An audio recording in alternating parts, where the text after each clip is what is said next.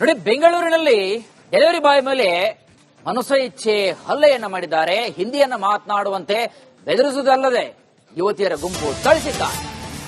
ಬೆಂಗಳೂರಿನಲ್ಲಿ delivery boy ಮೇಲೆ ಹಲ್ಲೆ ನಡೆದಿರುವಂತದ್ದು, ಹಿಂದಿ ಮಾತನಾಡುವಂತೆ ಯುವತಿ ಗುಂಪು ಥಳಿಸಿದ್ದಾರೆ. ಇನ್ನು ಹಲ್ಲೆಯನ್ನ ಖಂಡಿಸಿದ್ದಾರೆ ಶಾಸಕ ಶರಣಗೌಡ ಕಂಕೂರು. ನಗರ ಪೊಲೀಸ್ ಆಯುಕ್ತರಿಗೆ ದೂರು ಕೂಡ ಕೊಟ್ಟಿದ್ದಾರೆ ಶಾಸಕರು. ನೋಡಿ, ಉತ್ತರ ಕರ್ನಾಟಕದಿಂದ ಬೆಂಗಳೂರಿಗೆ ಬಂದು ಜೀವನವನ್ನ ಸಾಗಿಸ್ತಾ ಇರ್ತಾರೆ. ಆದ್ರೆ ಹೊರ ರಾಜ್ಯದವರು ಬಂದು ಈ ರೀತಿಯಾಗಿ ಹಲ್ಲೆಯನ್ನು ಮಾಡ್ತಾ ಇದ್ದಾರೆ. ನಮ್ಮ ನಾಡಿನಲ್ಲಿ ಹಲ್ಲೆ ಮಾಡಿರುವುದು ಇದು ಖಂಡನೀಯ. ಹೀಗಂತ ಶಾಸಕ ಶರಣಗೌಡ ಕಂದಕೂರ್ ಆಕ್ರೋಶವನ್ನು ಹೊರಹಾಕಿದ್ದಾರೆ. ಜೊತೆಗೆ ಆ ಹುಡುಗ ಯಾದಗಿರಿ ಮೂಲದ ಡೆಲಿವರಿ ಬಾಯ್ ಅಂತ ಹೇಳಲಾಗ್ತಾ ಇದೆ. ಈತನೇ ಡೆಲಿವರಿ ಬಾಯ್ ಬಸವರಾಜ್.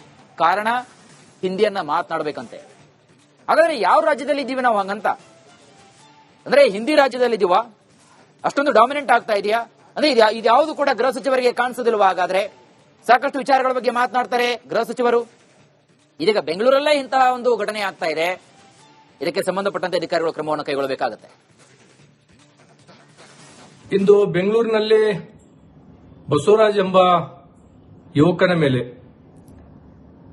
ದುಡ್ಕೊಂಡು ತಿನ್ನೋದಕ್ಕೆ ಕೆಲಸಗಳನ್ನು ಹುಡುಕೊಂಡು ಬೆಂಗಳೂರು ನಗರಕ್ಕೆ ಬಂದಿರತಕ್ಕಂತ ಯಾದಗಿರಿ ಜಿಲ್ಲೆಯ ಯುವಕನ ಮೇಲೆ ಹೊರ ರಾಜ್ಯದವರು ಇವತ್ತು ಅವ್ರ ಮೇಲೆ ಹಲ್ಲೆ ಮಾಡಿರ್ತಕ್ಕಂಥದ್ದು. ನಾನು ಏಕೆಂದ್ರೆ ಉತ್ತರ ಕರ್ನಾಟಕದ ಬಹುತೇಕ ಜನ ನಾವು ನಮ್ಮ ಹೊಟ್ಟೆಪಾಡಿಗಾಗಿ ಬೆಂಗಳೂರು ನಗರಕ್ಕೆ ಬಂದು ನಮ್ಮ ತಂದೆ ತಾಯಿಗೆ ಆಸರೆ ಆಗಬೇಕೆಂಬ ದೃಷ್ಟಿಯಲ್ಲಿ ನಾವು ಬಂದು ಏನಪ್ಪಂದ್ರೆ ಇಲ್ಲಿ ಕೆಲಸ ಮಾಡತಕ್ಕಂಥ ಸಂದರ್ಭದಲ್ಲಿ ಈ ರೀತಿ ಹೊರ ರಾಜ್ಯದವರು ಬಂದು ನಮ್ಮ ತಾಯ್ನಾಡಿನಲ್ಲೇ ನಮ್ಮನ್ನ ಏನಪ್ಪಂದ್ರೆ ಹಲ್ಲೆ ಮಾಡತಕ್ಕಂಥದ್ದು ಇದು ತೀವ್ರವಾಗಿ ಖಂಡಿಸ್ತೀವಿ.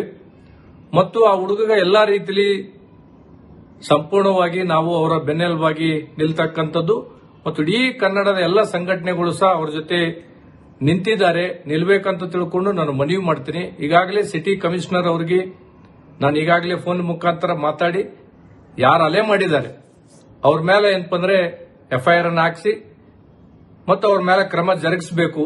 ಇಲ್ಲದೆ ಹೋದ್ರೆ ನಾವೇ ಖುದ್ದು ಪೊಲೀಸ್ ಸ್ಟೇಷನ್ಗಳ ಮುಂದೆ ಕೂತು ಹೋರಾಟ ಮಾಡತಕ್ಕಂಥದಕ್ಕೆ ಅವಕಾಶ ಕೊಡಬಾರದು ಅಂತ